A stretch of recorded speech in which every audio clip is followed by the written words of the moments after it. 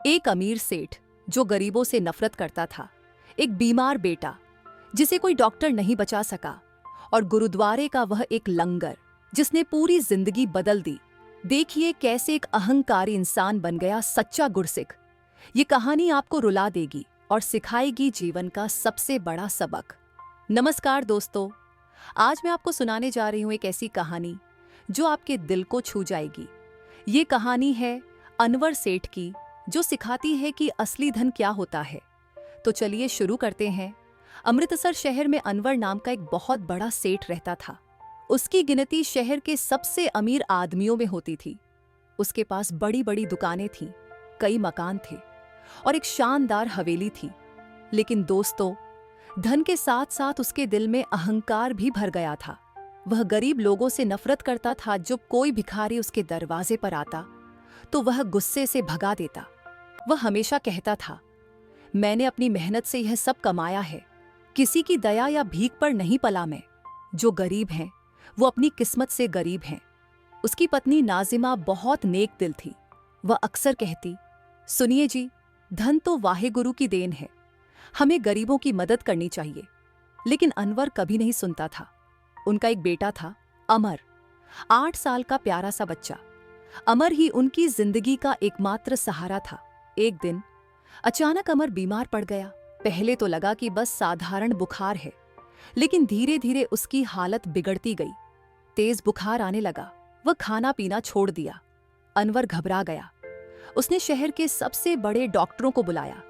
एक एक करके 3-4 डॉक्टर आए, दवाइयां दी, लेकिन कोई फायदा नहीं हुआ। फिर उसने हकीमों को बुलाया, उन्होंने भी हाथ खड़े कर दिए। 10 दिन बीत गए। अमर की हालत और खराब होती जा रही थी। नाजिमा रात दिन रोती रहती। एक दिन उसने रोते हुए कहा, सुनिए जी, अब तो बस एक ही रास्ता बचा है, चलो गुरुद्वारे चलते हैं। गुरुजी के दरबार में सिर झुकाते हैं, अरदास करते हैं। गुरु की कृपा से ही अब अमर ठीक हो सकता है। अनवर को गुस्सा आ गया। उसने कहा, गुरुद्वारा? नाजिमा, होश में हो? वहां तो गरीब लोग जाते हैं, मैं वहां नहीं जाऊंगा। नाजिमा ने रोते हुए कहा, अनवर जी प्लीज मेरी खातिर चलो। 2 दिन और बीत गए। अमर की सांसें कमजोर पड़ने लगी। डॉक्टरों ने जवाब दे दिया। अब अनवर के पास कोई चारा नहीं बचा था। आखिरकार उसने हार मान ली। ठीक है, चलो। अगले दिन सुबह अनवर और नाजिमा गुरुद्वारा साहिब पहुंचे। जैसे ही वे अंदर दाखिल हुए, शांति का एक अद्भुत एहसास हुआ। कीर्तन चल रहा था, लोग श्रद्धा से मथा टेक रहे थे। अनवर ने भी मथा टेका और अरदास की, गुरुजी, मुझे नहीं पता आप सुनोगे या नहीं, लेकिन मेरे बेटे को बचा लो, वही मेरी जिंदगी है। अरदास के बाद जब वे बाहर निकले तो देखा कि लंगर लगा हुआ था।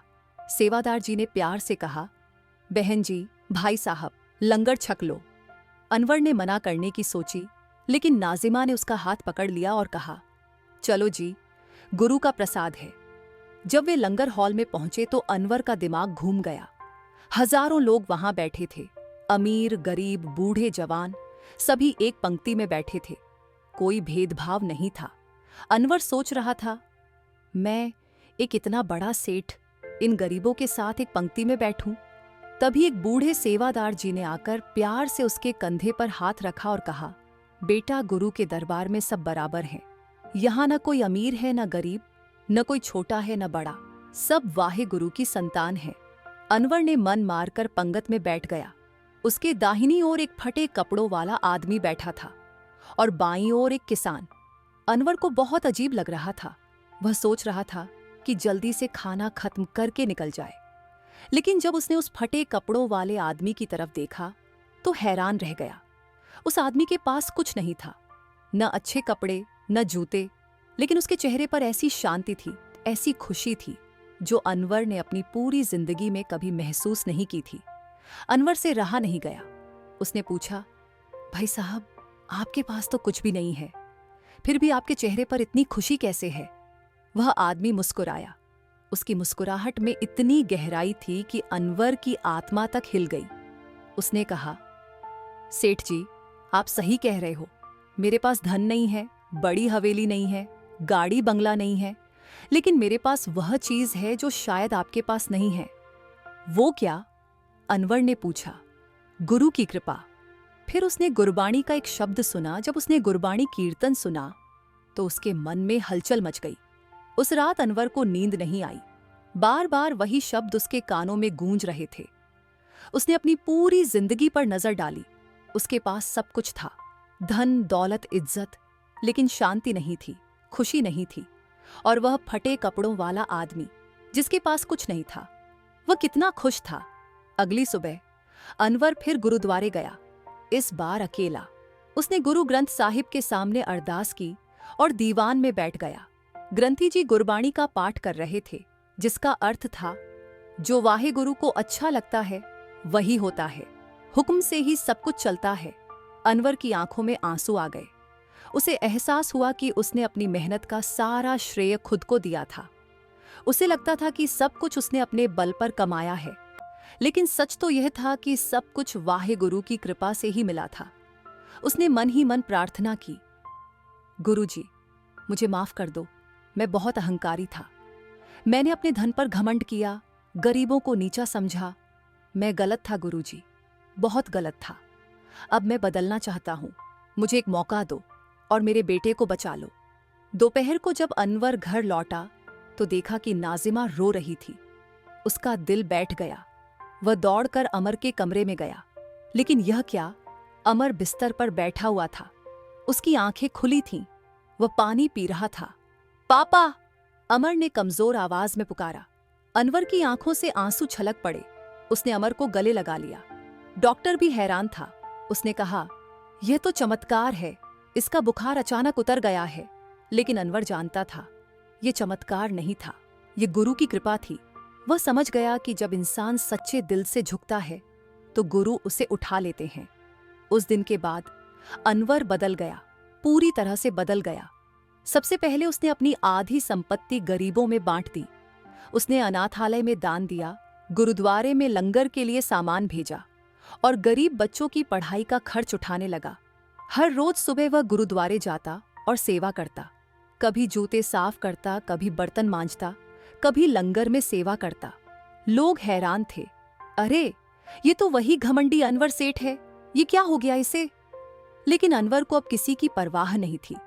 उसे अपने अहंकार पर शर्म आती थी। एक दिन उसने अपनी हवेली के सामने एक छोटा लंगर घर खोल दिया। वहां हर रोज दोपहर को गरीबों के लिए खाना बनता और अनवर खुद अपने हाथों से उन्हें खाना परोसता। एक दिन उसी लंगर में वह फटे कपड़ों वाला आदमी आया, जिससे अनवर की पहली मुलाकात गुरुद्वारे में हुई थी। अनवर ने उसे पहचान लिया। वह दौड़कर गया और बोला, भाई साहब, आइए आइए, बैठिए। उसने अपने हाथों से उसे खाना परोसा। वह आदमी मुस्कुराया और बोला, सेठ जी, आप बदल गए। अनवर ने हाथ जोड़कर कहा, हाँ भाई साहब, 100 आपकी वजह से। आपने मुझे गुरबाणी का असली मतलब समझाया। गुरबाणी कहती है, सभी जीवों का एक ही दाता है, वाहे गुरु। वह मुझसे भूलना नहीं चाहिए। मैं भूल गया था कि सबका मालिक एक है। मैं अपने धन पर इतराने लगा था, लेकिन अब मुझे समझ आ गया, असली धन तो सेवा में है, प्रेम में है, विनम्रता में है। वह आदमी बोला, गुरु मेहर करे सेठ जी, आप सच्चे गुरसिक बन गए हैं। अनवर ने अपनी बाकी जिंदगी सेवा में बिता दी। वह अमीर तो रहा, लेकिन अब उसके धन का इस्तेमाल दूसरों की भलाई के लिए होता था। अमर बड़ा हुआ और उसने भी अपने पिता का रास्ता अपनाया। वह भी हर रोज गुरुद्वारे जाता और सेवा करता। जब अनवर की मृत्यु हुई तो हजारों लोग उसके अंतिम संस्कार में आए। गरीब अमीर सब रो रहे थे। लोग कहते थे, धन से तो वह सेठ था, लेकिन दिल से वह एक सच्चा गुरसिक बन गया था। दोस्तों, ये कहानी हमें क्या सिखाती है? अहंकार हमें अंधा बना देता है। अनवर के पास सब कुछ था, फिर भी वह खुश नहीं था। सेवा और समानता ही असली धर्म है। गुरु के दरबार में सब बराबर हैं। गुरु की शरण में जाने से जीवन बदल जाता है। अनवर का पूरा जीवन बदल गया। सच्ची भक्ति सेवा में है। गुरबाणी सुनना काफी नहीं, उसे जीवन में उतारना जरूरी है। तो दोस्तों, अगर यह कहानी आपको अच्छी लगी, आपको कुछ सीखने को मिला, तो लाइक करना न भूलें, शेयर करें, अपने दोस्तों और परिवार के साथ सब्सक्राइब करें और घंटी बटन दबाएं, ताकि ऐसी और प्रेरक कहानियां आप तक पहुंचती रहे। सेवा करो और वाहे गुरु का नाम जपो।